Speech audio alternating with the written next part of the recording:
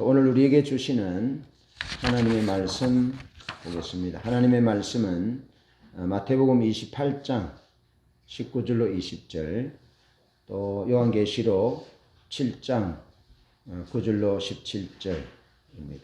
마태복음 28장 19절로 20절 다 한음성으로 합독하겠습니다. 시작. 그러므로 너희는 가서 모든 민족을 제자로 삼아 아버지와 아들과 성령의 이름으로 세례를 베풀고 내가 너희에게 분부한 모든 것을 가르쳐 지키게 하라. 볼지어다 내가 세상 끝날까지 너희와 항상 함께 있으리라 하시니라. 아멘. 요한계시록 7장 9절로 17절까지 말씀입니다. 우리 한 절씩 교독하겠습니다. 일 후에 내가 보니 각 나라와 족속과 백성과 방언에서 아무도 능히 셀 수 없는 큰 무리가 나와 흰옷을 입고 손에 종려가지를 들고 보좌 앞과 어린 양 앞에 서서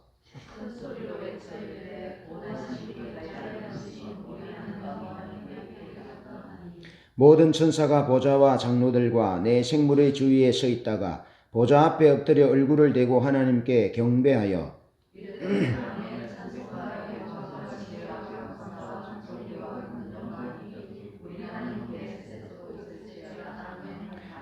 장로 중 하나가 응답하여 나에게 이르되 이 흰옷 입은 자들이 누구며 또 어디서 왔느냐?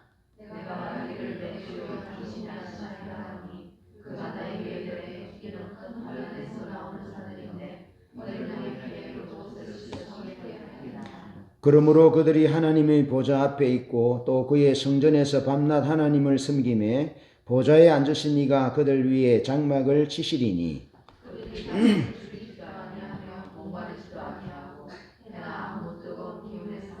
함께 봅니다. 이는 보좌 가운데 계신 어린 양이 그들의 목자가 되사 생명수 샘으로 인도하시고 하나님께서 그들의 눈에서 모든 눈물을 씻어 주실 것임이라.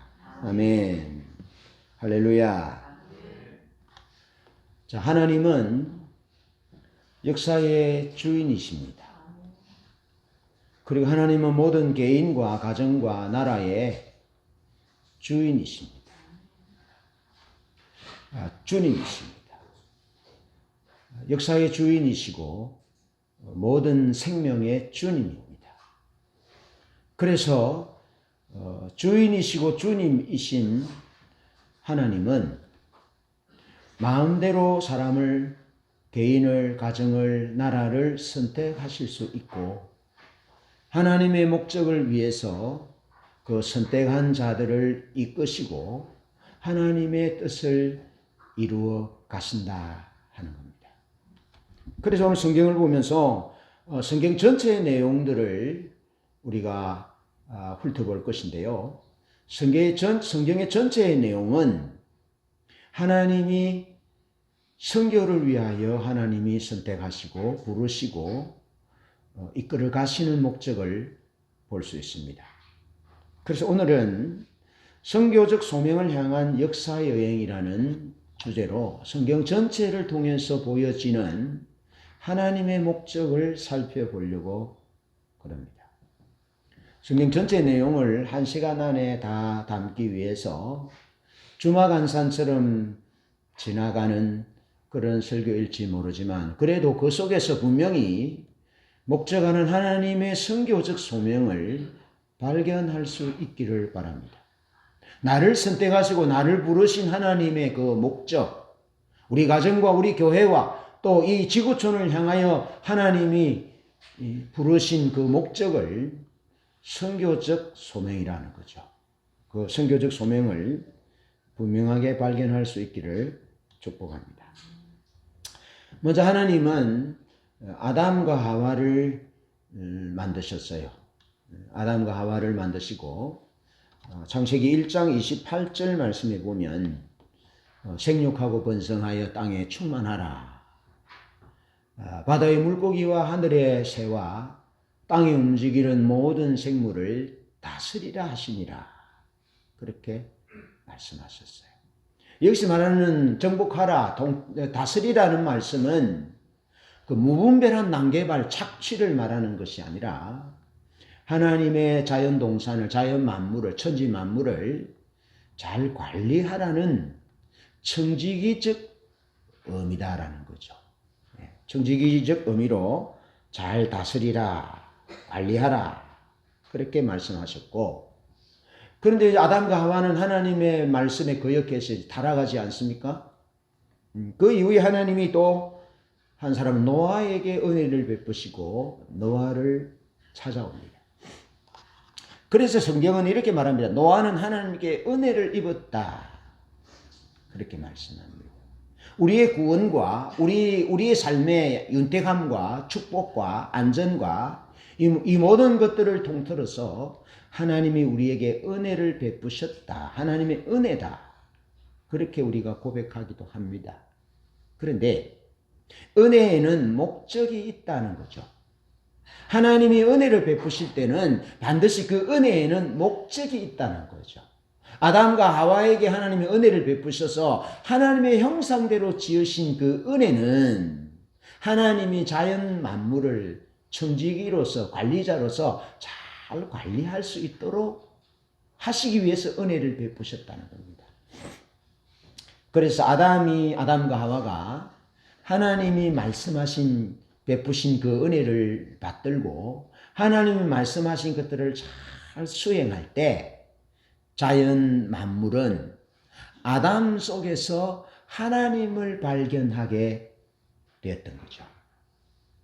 아담을 통해서 하나님을 발견할 수 있도록 그렇게 자연 만물 하나님이 피조세계를 섬길 수 있도록 관리할 수 있도록 하나님이 아담에게 은혜를 주셨고, 또 하나님이 노아에게 왜 은혜를 주셨느냐? 그 역시 하나님이 목적을 이루시기 위해서 하나님의 자연 만물을 피조세계를 잘 다스리도록 하기 위해서 하나님이 노아에게 은혜를 베푸셨다는 거죠. 그래서 창세기 9장 7절에 보면 생육하고 번성하라 그렇게 말씀합니다. 노아에게 생육하고 번성하라.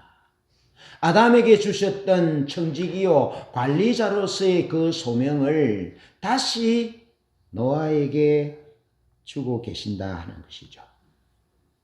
그러면서 노아 홍수 이후에 바벨탑 사건으로 언어가 혼잡게 되고 인류가 흩어졌을 때 하나님이 또 한 사람 아브라함을 선택하지 않습니까? 아브라함을 갈대아우르에서 불러내십니다. 창세기 12장 1절로 2절에 너는 너의 본토 친척 아비 집을 떠나 내가 내게 지시할 땅으로 가라. 내가 너로 큰 민족을 이루고 내게 복을 주어 내 이름을 창대케 하리니 너는 복이 될 것이다.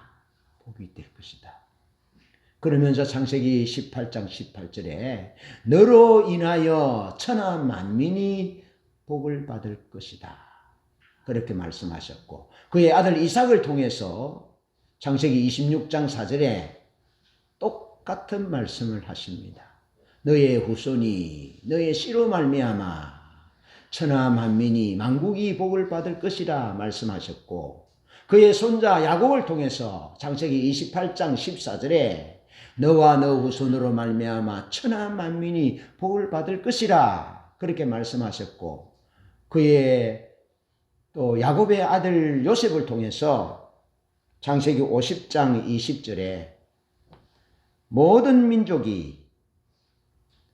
많은 민족이 생명을 얻게 되었다. 그렇게 말씀하고 있습니다. 그러니까 하나님이 천하 만민에게 복을 주시기 위해서 하나님이 하나님의 사람들을 부르시고 선택하셨다라는 겁니다. 그러면서 이스라엘 백성들이 이제 애굽에서 하나님이 말씀하신 대로 아브라함에게 말씀하신 대로 이스라엘 백성들을 애굽에 내려가게 하시고 애굽에서 이제 해방시켜 주시지 않습니까? 그래서 애굽에서 해방되어 시내산 앞으로 하나님께서 그들을 이끄셨습니다. 분명히 시내산 앞으로 이끄셨죠. 그런데 출애굽기 19장 4절에는 너희를 독수리 날개로 업어 내게로 인도했다라고 말씀합니다.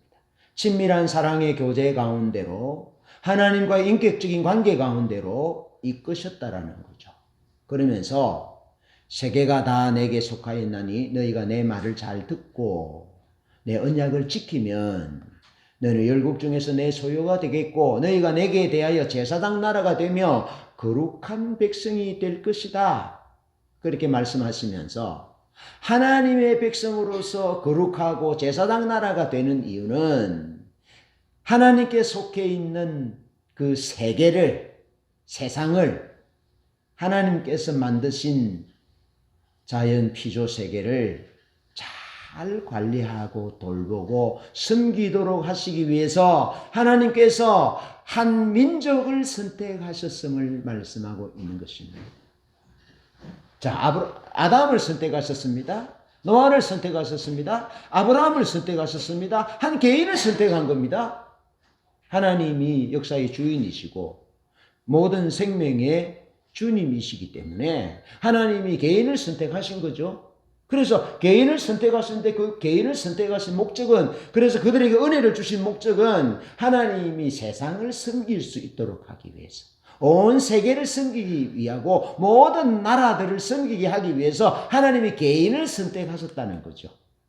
그러면서 또 한 민족을, 한 나라를 선택한 내용들을 보여줍니다. 그러면서 한 나라를 선택하신 목적도 세계를 섬길 수 있도록, 세상을 제사장 나라와 거룩한 백성으로 섬겨서 그들에게 하나님의 생명이 증거되고 그들이 하나님의 생명을 누릴 수 있도록 하기 위해서 하나님께서 한 민족을 선택했음을 보여주고 있는 거죠. 그런데 하나님이 맡겨주신 선교적인 소명을 감당하려 할 때 유혹이 있다라는 거죠. 유혹이. 수많은 유혹들이 있다는 거죠. 아담과 하와에게 주어졌던 유혹은 무엇입니까? 네가 하나님처럼 되어라. 네가 하나님처럼 될 수 있다.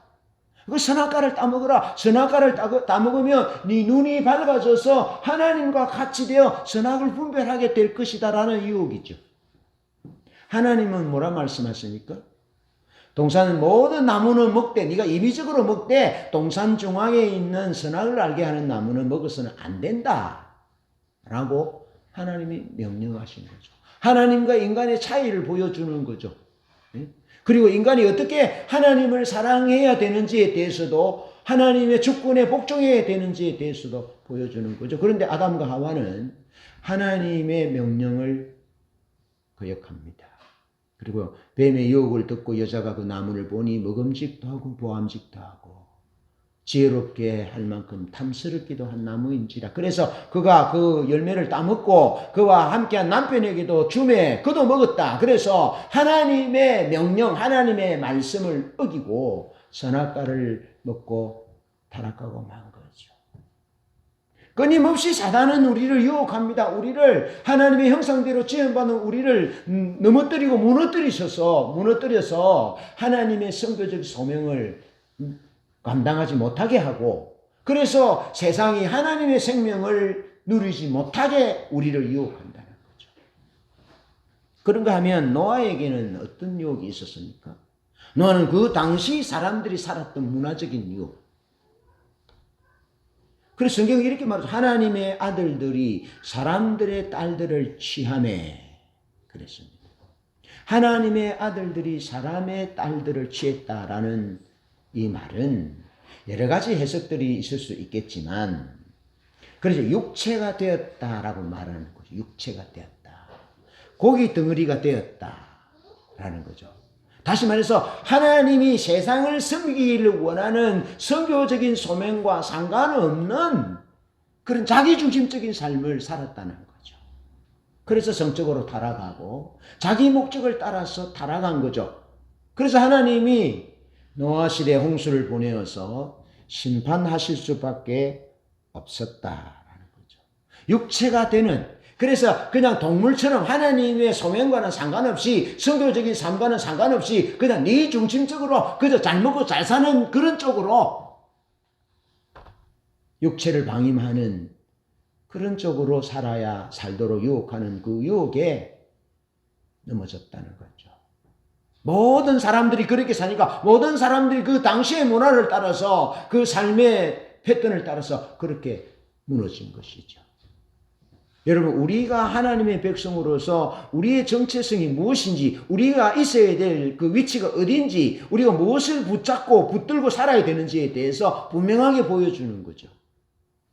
그러면서 아브라함에게는 어떤 유혹이 있습니까? 아브라함이 갈대 우르에서 달신을 섬기고 그런 전제군주정이 실현되었던 그곳, 사람이 신이었던 그곳에서 가나안 땅으로 왔잖아요. 가나안 땅으로 왔을 때 아브라함에게 끊임없이 제기되었던 유혹은 그 아모리 왕국의 번영, 아들도 낳고 딸도 낳고 왕국도 누르고 그런 유혹들이 그 가나안 땅에서 틀을 잡고 사는 사람들의 그 영광스러운 그 삶이 유혹이 됐던 거죠.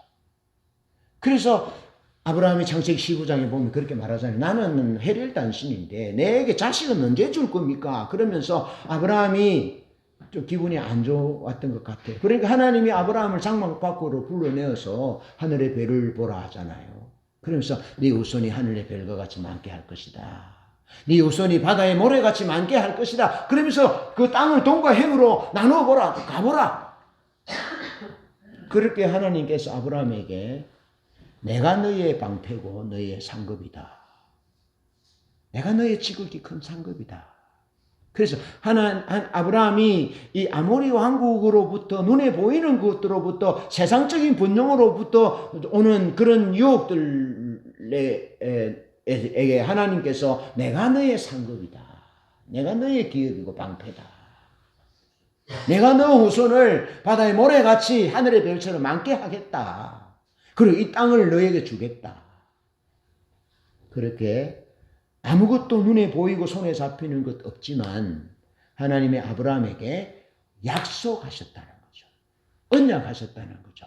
그러면서 아브라함에게 지속적으로 유혹하는 것이 뭐냐면은 고향 땅으로 돌아가도록 하는, 고향 땅 갈대 우르로 돌아가도록 하는, 하나님이 왕이 아니라 사람이 왕이 되는 그 전제 군주적인 실시되었던 그 아시리아 땅으로 돌아가고자 하는 그런 유혹이 끊임없이 있었다는 거죠.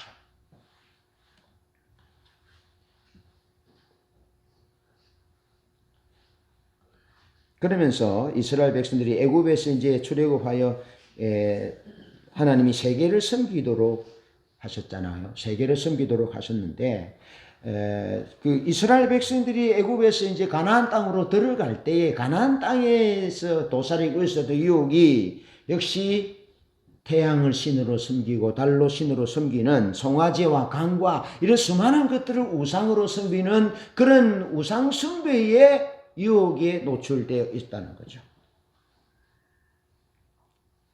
그런데 그 이스라엘 백성들은 하나님이 해를 만드신 분이고 하나님이 달을 만드신 분이고 하나님이 강을 만드신 분이고 하나님이 창조주이시고 하나님이 구원자이시다. 그래서 창조주 하나님과 구속주 하나님께 대하여 지속적으로 하나님께 예배할 수 있도록 하신 거죠.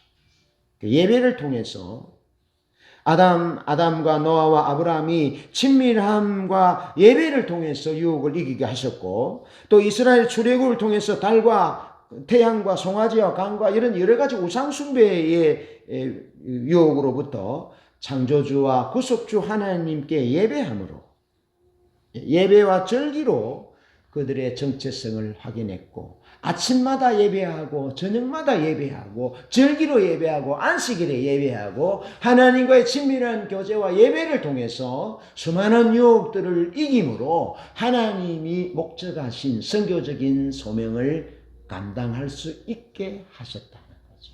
할렐루야. 자, 그러면서 아브라함에게 약속하셨던 그 약속대로 하나님께서 이스라엘 백성들을 애굽에서 구원하셔서 가나안 땅으로 들여보내지 않습니까? 그래서 여호수아 23장과 24장에는 하나님이 그렇게 하셨음을, 하나님의 약속이 이루어졌음에 대해서 말씀해 주고 있는 것입니다. 그러면서 열왕기상 4장 20절 21절에 보면 하나님이 아브라함에게 약속하셨던 큰 민족을 이루게 하겠다 하신 말씀대로 열왕기상 4장 20절에 보면 이렇게 말씀하고 있습니다.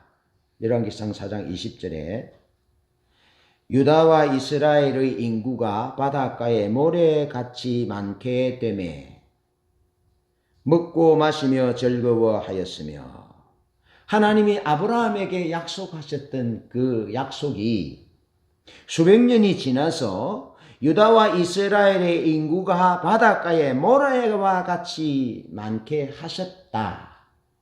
하나님의 약속이 이루어진 거죠. 그래서 큰 민족을 이루어서 가나안 땅에 들어갔고, 그러면서 가나안 땅은 그럼 의미가 뭐냐? 21절에 솔로몬이 그 강에서부터 블레셋 사람의 땅에 이르기까지와 애굽 지경에 미치기까지의 모든 나라를 다스림으로 솔로몬이 사는 동안에 그 나라들이 조공을 바쳐 섬겼더라. 그렇게 말씀하고 있습니다.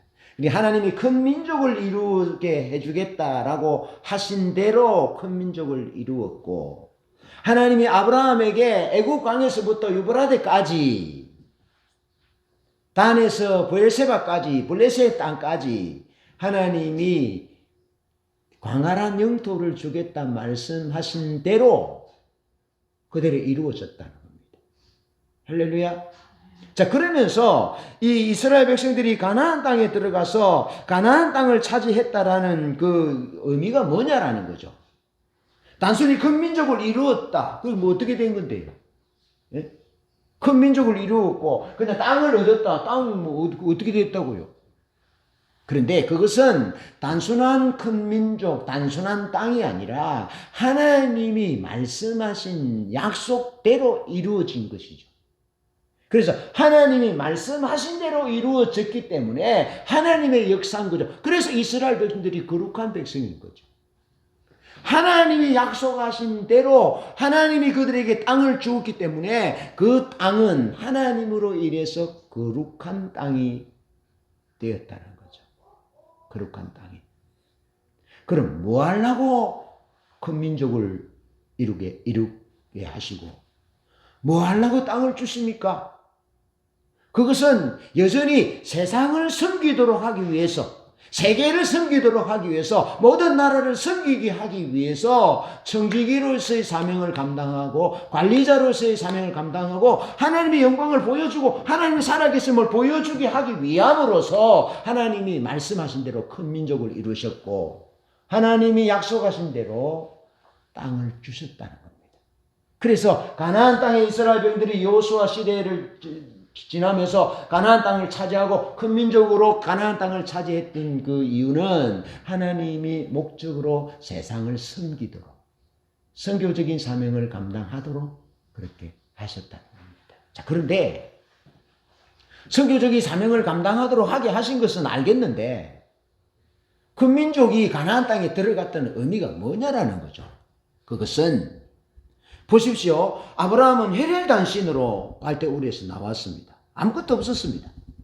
그리고 아모리 왕국에 잘 되고 자녀들도 많고 뭐 나라들도 부강하고 그렇게 힘도 있고 하니까 아브라함이 위축됐잖아요. 그때 하나님께서 그에게 약속하셨잖아요.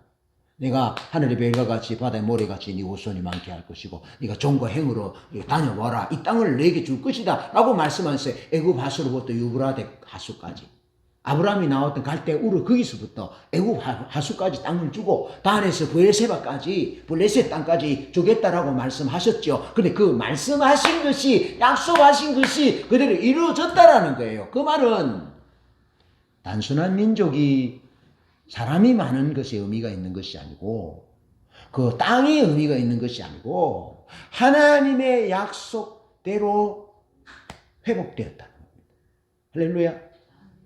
헤렐단신이었는데 하나님이 말씀하신 대로 큰 민족으로 회복되었다는 겁니다. 확정되었다는 겁니다. 땅 한 평 없었어요. 땅 한 평.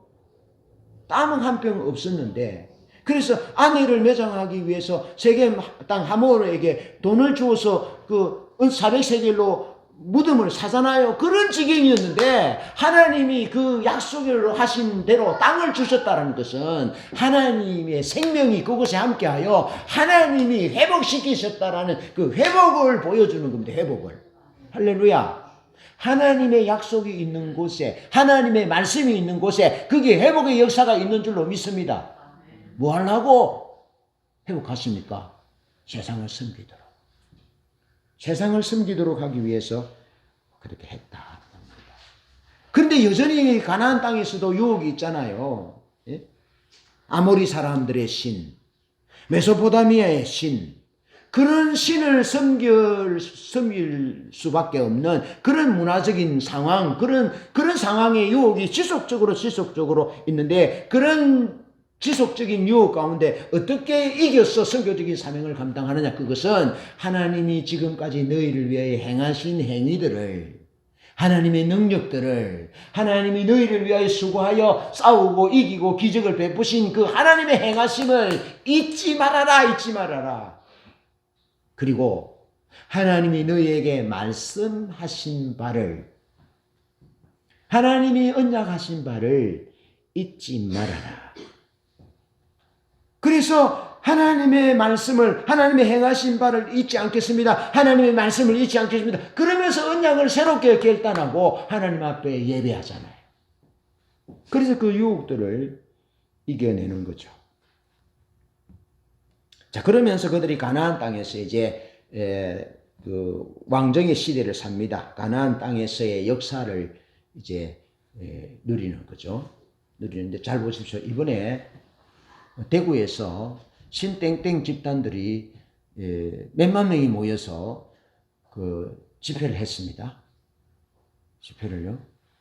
근데 신땡땡 그 사람들이 뚜렷한 목적이 뭐냐면 14만 4천 안에 들어가는 겁니다. 14만 4천. 그게 다 지파 이름 들고 나오잖아요.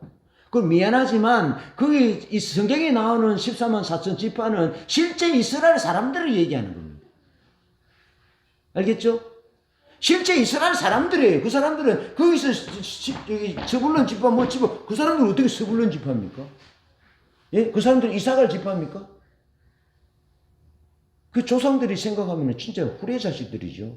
어떻게 그들이 스불론 지파고 르우벤 지파고 유다 지파고 베냐민 지파고 에브라임 지파입니까? 그들은 조선 사람인데 성경을 엉뚱하게 해석하는 거죠. 그러면서 14만 4천 원에 들어가지고 하늘나라 가려고 그러는 거죠. 하늘나라 가려고. 하늘나라.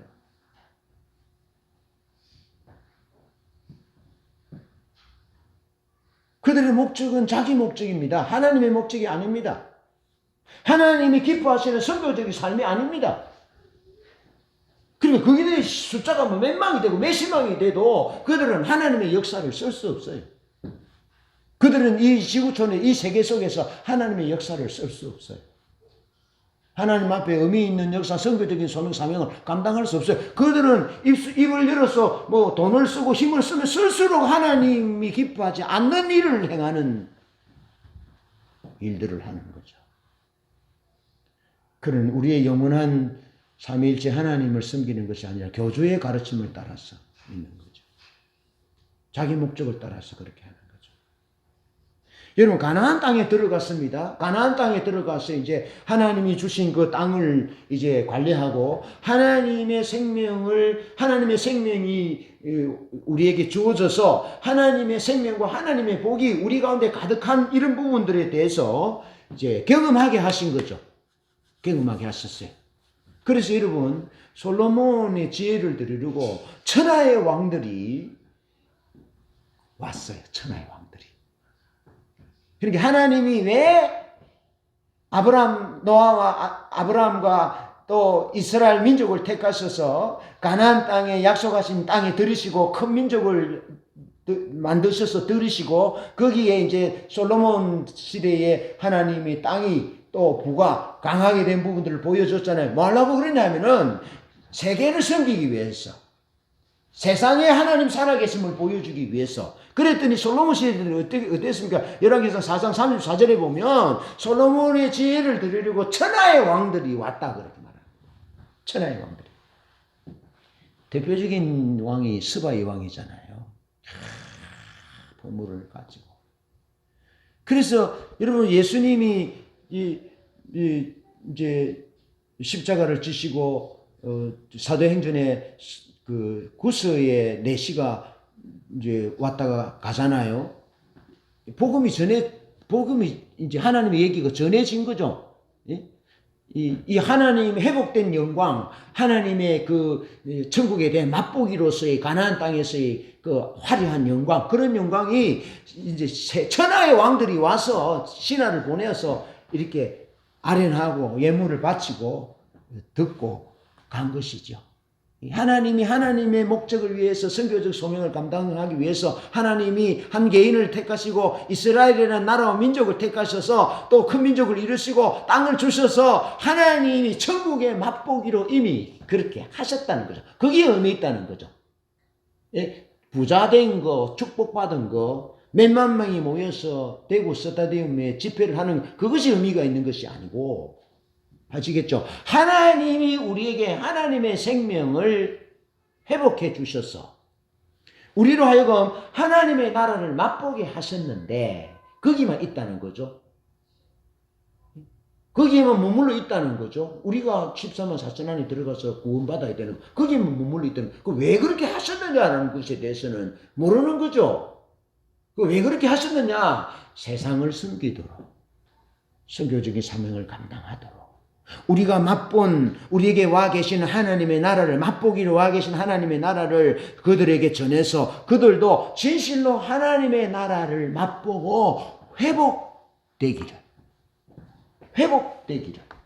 누가 회복되기를? 14만 4천 우리끼리만 회복이 아니라 지구촌이 세계가 다 회복되기를 하나님께서 목적하셔서 하나님 나라 맛보기로 미리 보여줬다는 겁니다. 그러니까 그 하나님의 나라, 회복된 하나님의 나라 맛보기로 보여준 그것만 봐도 솔로몬 시대에 되는 열왕기상 4장 34절에 천하의 열왕들이 솔로몬의 지혜를 드리려고 왔다라는 거죠. 그걸 보셔야 됩니다. 목적하는 바를 보셔야 된다는 겁니다.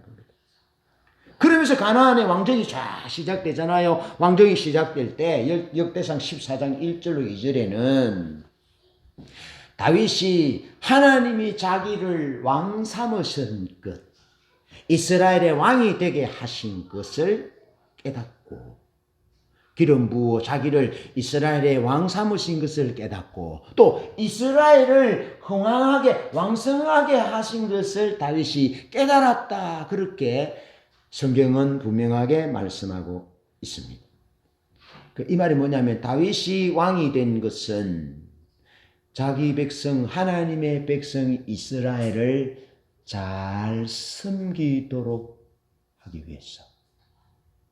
그래서 다윗 왕이 하나님을 왕 삼고 자기는 하나님의 종이고 하나님의 부왕이고 하나님의 섭정왕으로서 하나님의 백성들을 잘 섬기면 이 나라가 하나님의 백성들이 회복된 하나님의 나라를 맛보게 될 것이고, 할렐루야, 맛보게 될 것이라는 거죠. 그러면 이스라엘이 왕성하게 되는 것이죠. 그럼 왜 이스라엘은 왕성하게 된다 그랬습니까? 이 왕성하게 된 하늘나라의 맛보기로 주어진 이 회복된 이스라엘을 통해서 세상을 섬기도록 하기 위해서, 세상을 섬기게 하기 위해서 그렇게 했다는 겁니다.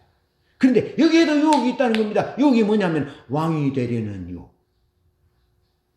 왕이 되려는 유혹. 여러분, 이스라엘의 왕은 하나님이십니다. 역사의 주인은 하나님이시고 이 땅의 모든 개인의 생명과 가정과 모든 민족과 나라의 주님은 하나님이십니다. 그래서 다윗의 고백은 뭐라고 고백한 줄 아십니까? 주의 종에게 웬 은혜를 베푸십니까? 주의 종에게 그렇게 하셨고, 이스라엘 백성들을 향하여 다윗이 말할 때는 주의 백성이라고. 왕정에 있어서의 약점이 뭡니까? 백성들이 왕의 종이 되는 거죠. 아들들이 왕의 종이 되는 것이고, 딸들은 왕을 위하여, 백성들은 왕을 위하여 농사를 짓는 거죠. 그래서 좋은 것들을 왕에게 바치는 거죠. 왕의 종이 되는 것이죠.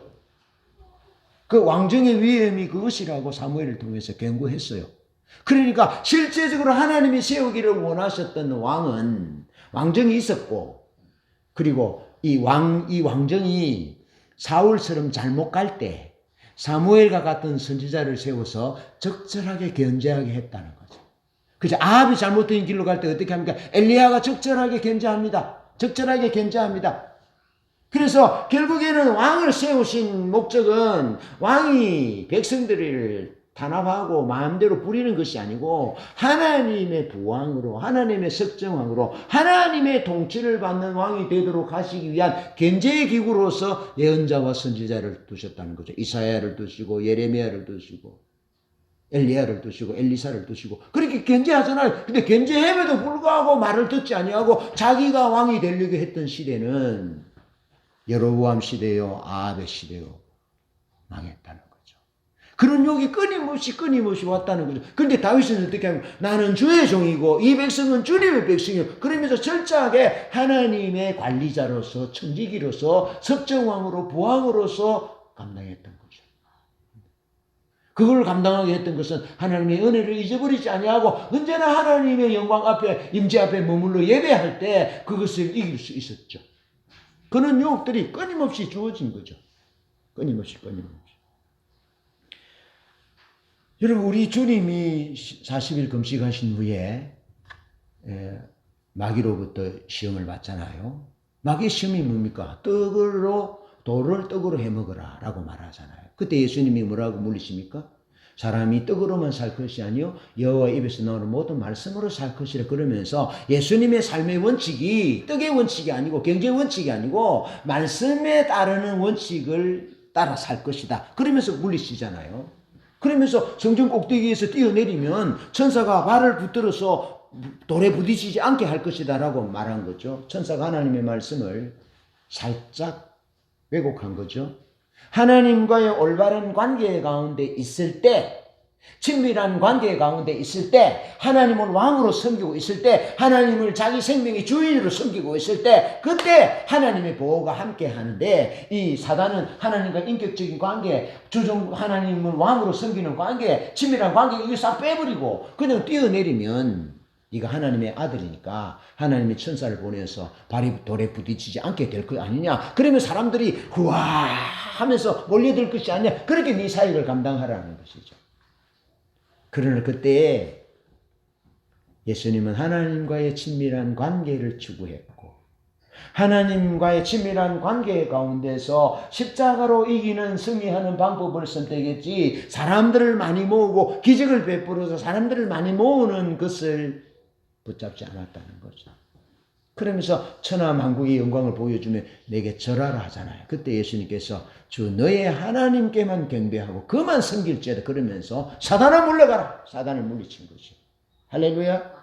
지속해서 우리가 하나님의 선교적 소명을 따라서 사명감을 가지고 살아가려 할 때 끊임없이 우상의 유혹들, 왕이 되고자 하는 유혹들, 문화적인 유혹들, 정치적이고 경제적인 유혹들, 그런 유혹들이 우리에게 끊임없이 온다라는 거죠. 이것들을 어떻게 이기느냐? 이것들은 하나님과의 친밀한 교제 가운데 하나님의 얼굴을 구하고 하나님의 잊어버리지 아니하고 하나님의 임재와 영광 가운데 하나님 그분을 구할 때, 하나님 그분의 목적이 내 목적 되기를 구할 때, 그리고 기꺼이 대가를 지불하고 그렇게 설 때, 그럴 때 그것을 이길 수 있는 것이죠. 그러면서 결국에는 이스라엘 백성들은 왕이 되려는 유혹을 물리치지 못하잖아요. 다윗의 길로 갈 것이냐 여로보암과 아합의 길로 갈 것이냐. 근데 여러분 사실은 다윗에게 있어서 모든 것을 다 가졌어요. 모든 것을 다 가진 왕들이잖아요. 모든 것을 다 가진 왕들이 수많은 유혹들을 물리치기는 쉽지 않았습니다. 다윗도 사실은 우리아의 아내 바세바를 범하고 넘어지잖아요. 쉽지 않았습니다. 그도 그럴 것이 보십시오. 정치적인 부분, 경제적인 부분, 왕의 손에 달려 있습니다. 그리고 성적인 부분. 그러니까 가나안 땅에서의 큰 위협이 바알과 아세라잖아요. 경제적인 문제가 연결되어 있고 그 경제적인 문제는 성적인 쾌락을 만족시키는 것과 딱 연결되어 있는 거죠. 그러니까 뭐 백성들을 잘 살게 하는데요, 뭐. 백성들을 경제적으로 잘 살게 하는데요, 뭐. 그게 뭐 어떻게 됐다. 그러면서 산당에서 그 신전에서 몸을 파는 여자와 남자와 성행위를 하는. 그러니까 이게 쉬운 문제가 아니었어요. 그것이 그 시대의 문화였다라는 거죠. 예? 그리고 정치를 잘하는 것이고 경제적으로 부강하니까 아주 잘하는 것으로 생각한 거죠. 그 길이 바로 여로보암의 길이고 아합의 길이었다는 거죠. 다윗의 길이 아니라 그런 유혹들이 계속해서 오는 거죠. 그러니까 우리가 하나님이 우리에게 왜 은혜를 베푸셨는지, 왜 하나님 우리를 부르셨는지, 오늘 우리를 왜 여기 두셨는지에 대한 분명한 이유를 모르면 그는 구원에 만족할 수 있고 가나안 땅에 만족할 수 있고 큰 민족이 된 것에 만족할 수 있는 것입니다. 근데 그것이 목적이 아니다는 겁니다. 큰 민족이 목적이 아니고 여러분 땅이 목적이 아닙니다. 부강한 것이 목적이 아닙니다. 왕이 되는 것도 목적이 아닙니다. 그 목적이 아니라 목적은 하나님의 선교를 위해서 지구촌을 세상을 모든 민족을 열방을 섬기도록 하기 위해서 그것들을 수단으로 과정으로 준 것뿐이에요. 그러니까 그것을 주신 목적, 하나님의 목적을 잊어버리지 않아야 되고 하나님의 목적을 놓치지 말아야 되는 거죠. 그런데 이스라엘 백성들이 가나안 땅에서 놓치잖아요. 가나안 땅이 목적이 되었습니다. 가나안 땅이 목적이었습니다. 구원받은 것이 목적이었습니다. 잘 사는 것이 정치적으로 경제적으로 잘 사는 것이 목적이었습니다. 육체적인 어떤 욕구를 충족하는 그 자체가 목적이었습니다. 그렇게 되니까 하나님 보시기에 의미 있는 역사가 아니었다는 거죠. 그래서 이스라엘 왕이 북이 이스라엘은 19의 왕이 세워지는데요. 그저 그런 왕 여로보암 첫 번째 왕 외에는 전부 다 악한 왕이었어요. 전부 다 악한 왕이었어요. 그래서 BC 722년 아시리아 제국에서 이스라엘은 완전히 없어져 버립니다. 완전히 없어져 버렸어요.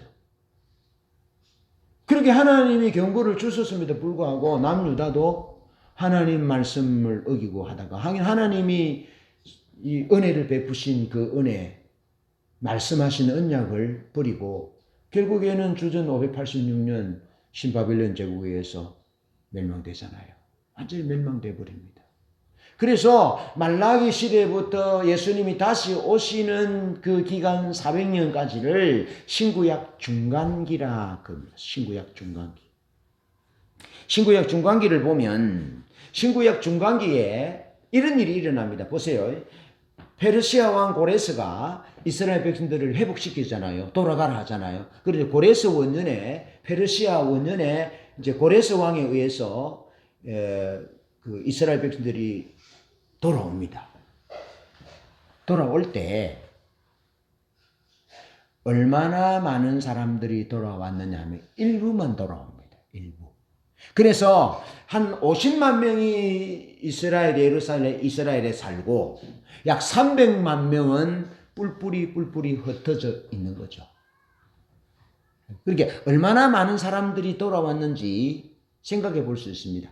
가나안 땅에 있었던 사람들이 일부가 있었고, 그리고 포로에서 돌아오잖아요.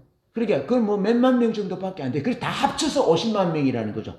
이스라엘 땅에 살았던. 근데 디아스포라 유대인들은 세계 곳곳에서 흩어져서 살았던 유대인들은 300만 명이에요. 얼마 돌아오지 않은 거죠. 여러분 돌아왔습니다. 돌아왔는데도 이스라엘의 상황은 여전히 외세의 압제하에 있었다는 거죠. 압제하에 있었다. 그래서 바벨론이 페르시아 제국에 의해서 멸망되고요. 또 페르시아 제국은 알렉산더에 의해서 멸망됩니다. 알렉산더. 또 알렉산더는 BC 63년 폼페이 로마에 의해서 멸망됩니다. 아시겠죠? 그러니까 고레스 원년에 돌아왔지만 여전히 이스라엘 백성들은 외세의 침략 가운데 있었다는 거죠.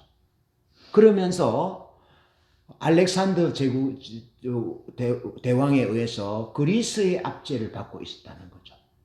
그리고 BC 64년 폼페이 장군에 의해서 로마의 압제를 받고 있는 이 기간 동안에 이스라엘 백성들은 하나님이 자기들을 사랑하지 않는 것으로, 우리를 사랑하지 않는 것으로 여긴 거죠. 그래서 말라기서 1장에 보면 하나님이 우리를 어떻게 사랑하셨습니까? 하나님이 우리를 어떻게 사랑하셨습니까? 라고 얘기하는 거죠. 그때 하나님이 이렇게 말씀하시는 거죠.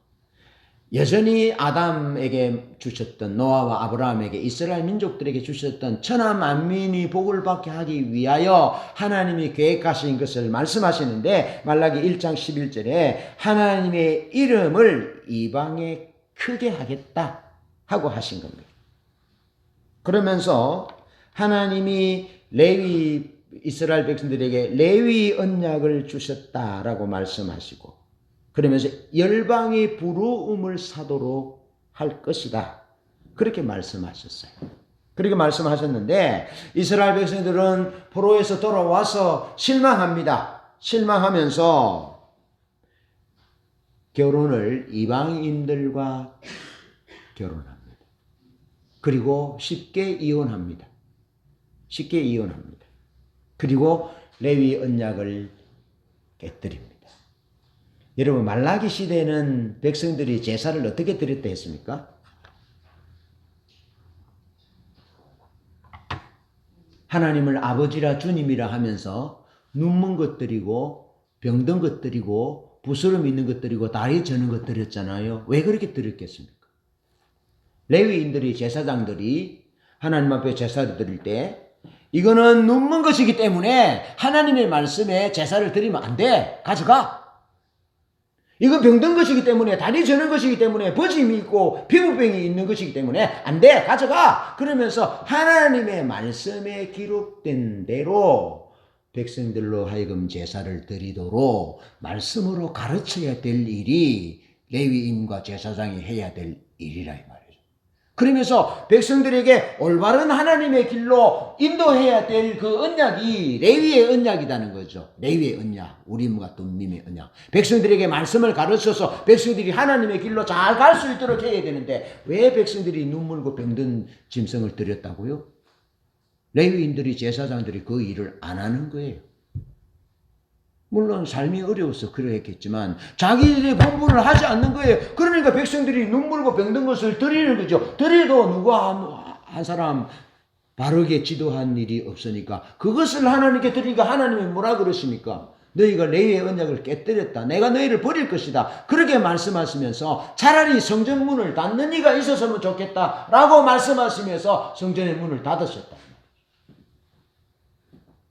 하나님이 열방의 부러움을 사도록 하나님의 이름을 이방에 크게 하게 할 것이라 라고 하셨는데 하나님의 백성들은 이방인의 유혹과 이혼의 유혹과 여러 가지 볼품없는 것을 하나님께 드리고 자기 것을 좋은 것으로 사고 사는 그런 유혹들, 하나님의 말씀을 성실하게 가르쳐서 백성들로 하여금 하나님의 길로 하나님의 뜻대로 살게 하는 그런 사명을 다함보다 먹고 살기 위한 유혹들, 그런 유혹들에 넘어졌다는 거죠.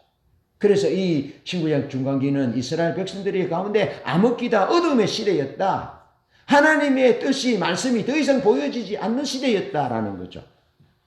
이런 시대에 이스라엘 백성들을 지탱해 준 5가지 신조가 있는데 그것이 유일신앙이고, 그것이 선민의식이고, 그것이 토라 율법이고, 그것이 땅과 성전이고, 그리고 마지막으로 하나님의 회복에 대한 믿음이었다는 것입니다. 많이 듣던 거죠. 예. 우리는 유일하신 하나님을 믿는 신앙을 가지고 있다. 예. 그래서 우리는 회복될 것이다. 그리고 두 번째로 우리는 하나님이 선택받은 백성이다. 그래서 하나님 우리는 버리지 않을 것이다. 그렇게 생각했고, 그리고 우리에게는 율법이 있다. 그래서 우리가 율법을 잘 지키면 회복될 것이다. 그렇게 생각했고, 그러면서 땅과 성전은 하나님이 주신 땅이고 하나님이 주신 이곳에 임하시는 성전이기 때문에 이게 거룩하다. 그렇게 생각했고, 그리고 하나님이 회복에 대해서 약속하셨는데 그 약속하신 것을 이루어 주실 것이라는 믿음을 가지고 있었다는 겁니다. 그래서 그들이 신앙훈련을 일으킵니다. 신앙훈련, 기도훈련, 또 회당을 지어서 사람들을 가르치는 그런 운동들이 일어나게 되는 거죠. 그런 운동들이 일어나지만 여전히 정치적인 상황은 짓밟히는 상황이었다는 거죠. 예. 그런 상황 가운데 일어났던 종파 운동이 바리새파 운동이고 또 사두개파 운동, SNF 운동, 또 열심당 운동들이 일어났다는 거죠. 예. 그런 운동들이 일어나서 이제 바리새파들은 율법과 안식일과 의식들을 철저히 지키면서 이제 하나님의 회복을 하나님의 생명이 회복되기를 그렇게 열망했고 또 바리새파는 사두개파는 로마 그 나라들과 그리스 나라와 또 로마 나라와 적절하게 타협해서 제사장 자리를 유지하고 그러니까 정치적으로 뭐 변혁되기를 바라지 않는 거죠. 이게 사도계파는 종파운동이라고 볼 수 없는 거죠. 그런 운동이 일어났고 SNF파는 이제 바리새파들과는 달리 바리새파 사람들은 이제 행동으로 나서는 거죠. 뭐 사람을 죽이고 철저하게 성거룩과 성가속을 분리해서 사람을 죽이는 그런 하시림 운동들에 동참하고 그런 거죠. 그러니까 기도하면서 이제 무력으로 원수를 물리치는 그런 이제 그 노선이 바리새파 노선이었다는 겁니다. 예. 그런데 이제 SNF파는 기도 운동과 말씀 운동은 하지만 무력으로 힘으로써 나라를 되찾고 하는 것하고는 우리하고는 다르다. 그러면서 쿰란이라는 지역으로 물러나서 기도와 성경 연구와 기도와 그러면서 하나님이 그렇게 하실 것이다. 하나님이 회복하실 것이다 하는 것을 믿었지만 어떻게 믿었냐면 하나님이 힘으로 그들을 무너뜨릴 것이다 라고 생각했다. 그러면서 열심당 하시림은 칼을 품고 다니면서 헬라에 협조하는 정치 지도자들 그런 자들을 죽이는 그런 종파운동으로 일어났다는 겁니다. 그러면서 그 종파운동들이 꿈꾸는 것은 어떤 메시아를 꿈꾸느냐 어떤 회복을 꿈꾸느냐 하면 이사야서 60장 12절과 14절의 내용처럼 원수를 물리치는 메시아 그리스 제국을 물리치고 로마 제국을 물리치고 죽이고 그래서 그들이 하나님 앞에 항복할 수밖에 없는 그런 힘의 메시아를 기대했다는 거죠. 이사야서 53장에는 메시아는 고난받는 메시아죠. 고난받는 메시아, 종의 메시아. 그런 메시아에 대해서 성경이 말하고 있는 메시아에 대해서 회복에 대해서 벗어난 기대였다는 거죠. 그래서 여러분 신학자 F.F. 브루스는 그렇게 말합니다. 바리새인들은 성경에서 더 아는 사람들이고 사도계파는 성경에서 하나님의 말씀을 성경에서 빼내는 사람들이고 그러니까 하나님의 말씀에서 자꾸 구전으로 안식일법에 대해서 뭐 정결법에 대해서 자꾸 더 하는 거예요. 더 하는 거예요. 그래서 예수님 시대의 안식일에 대해서 정결법에 대해서 손을 씻지 않는 먹지 않는 이런 법에 대해서 자꾸 더 하는 것이 누구로부터냐 바리새인들의 운동을 통해서 그렇게 한 거죠. 네. 잘못된 거죠. 그래서 안식일의 정신 뭐 이런 정결규례 부모에게 뭐 효도하는 거 이런 것들 하나님의 말씀에 자꾸 위배식 더해서 하나님 말씀을 자꾸 더해가지고 하나님의 말씀을 왜곡되게 잘못되게 만들었던 거죠. 그들이 바리새파 사람들이었다는 거죠. 그럼 사도계파는 하나님의 말씀에 있는 것을 자꾸 빼요. 그래서 사도계파는 모세 오경만 하나님의 말씀으로 인정하는 거죠. 예. 그리고 다시 말해서 그 400년 기간 암흑 기간 동안에 말씀 운동과 기도 운동과 회당 운동과 뭐 잘 믿어보고 잘 살아보고 선민 의식을 가지고 율법을 연구하고 하나님의 백성이라는 의식을 가지고 하나님이 회복시켜 주실 것이라는 기대는 가졌지만 고난받는 메시아가 아니라 무력으로서 정치적인 메시아를 기대했고 그들의 행동하는 신앙의 모든 운동들이 하나님의 말씀에서 위배된 것이요. 하나님의 방법에서 위배된 것이었다. 벗어난 것이었다. 그래서 하나님의 말씀이 더 이상 들리지 않았다는 거죠.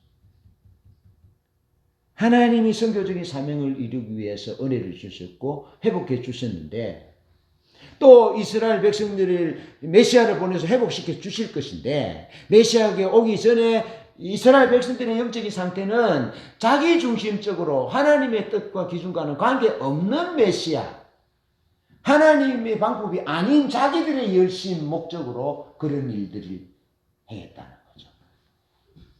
그래서 오늘은 다음 시간에 한 번 더 말씀을 나눠보기로 하고요. 하나님과의 친밀한 사랑의 교제 가운데서 지속적으로 하나님과의 친밀함을 구하고 하나님을 예배하고 하나님의 뜻을 따라 기도하고 하나님의 목적을 따라 하나님의 마음을 알고 행동하고 살아가는 것이 중요한데, 하나님과의 친밀함을 놓치고 레위의 언약을 버리고 하나님의 말씀하신 그 의도를 버릴 때 실제로 이 신구약 중간기는 하나님의 음성이 들리지 않았다라는 거죠. 하나님이 그들을 사랑하셨음에도 불구하고 하나님이 우리를 어떻게 사랑하셨는지도 알 수 없는 그런 상황 가운데로 타락됐고, 하나님의 친밀한 가운데서 성령의 조명이 있지 않으면 아무리 노력하고 아무리 좋은 의도를 가지고 또 메시아를 기다린다 할지라도 하나님과 상관없는 그런 열심, 하나님과 상관없는 그런 열정, 기대, 바람, 그런 삶을 살아갈 수밖에 없다는 사실을 알고, 오늘 하나님의 선교적 소명을 따라가는 역사 여행 가운데 중간까지만 오늘 보면서 이 한 주간 하나님과의 친밀한 가운데 하나님의 음성을 듣고, 하나님 이 시대를 향하여 하나님 우리에게 베푸신 은혜, 왜 은혜를 베푸셨습니까? 이 시대를 향하여 우리가 역사 가운데, 세계 가운데 우리의 삶의 자리에서 어떤 삶을 살도록 우리를 부르셨습니까? 하는 것을 하나님께 친밀한 가운데서 묻고, 하나님과의 친밀한 관계 가운데서 선명하게 하나님의 뜻을 깨닫고 하나님의 목적하신 바, 하나님의 뜻하신 바를 붙들고 살아가는 이 한 주간이 되기를 주님의 이름으로 축복합니다. 아멘.